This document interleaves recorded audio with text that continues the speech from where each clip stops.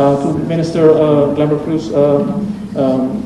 My colleague asked for the contract, if I'm not mistaken, on the 5th of November. A Parliament member of Raiz sent a letter to the President of Parliament asking for the contract, and currently apparently he hasn't got any notification on his behalf that he's going to get a contract or not, nor neither of all his questions that he made. Before the 15th of December, he will be, I reached out to him today that we were delayed with the answers, and as you know, there are answers who will be answered by the technical persons, not me, since I'm not a technical or an engineer of the matter, but I'm there finishing the answers in order to supply the Honourable Member of Parliament, Raymond Campbell, all its answers.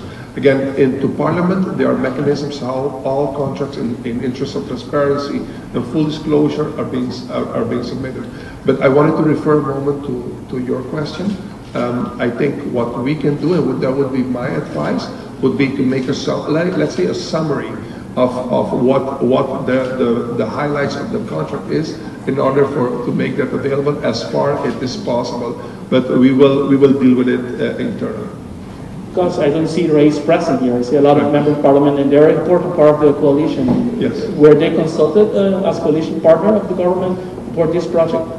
Well, you know, we had a meeting of the coalition. Of course, there is some difference of opinion, but we live in a vivid democracy, and we respect the difference of opinion. From my part, we look at a couple of factors. This is a process that started in 2019, if I'm not mistaken. The ROEI process started. The selection process started during a previous government that we were part of. The Minister of Energy at that moment was the Prime Minister.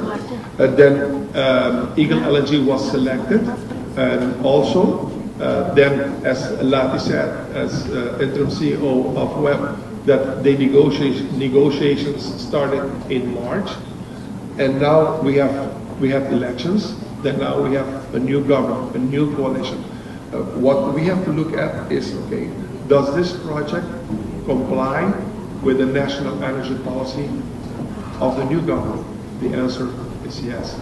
Second, does it comply with the program policy of the new government? The answer is yes. The actual negotiations and decision process internally, according to corporate governance, is an internal process of the state-owned companies, and we don't interfere with those, let's say, internal process and decision-making processes according to the corporate governance code.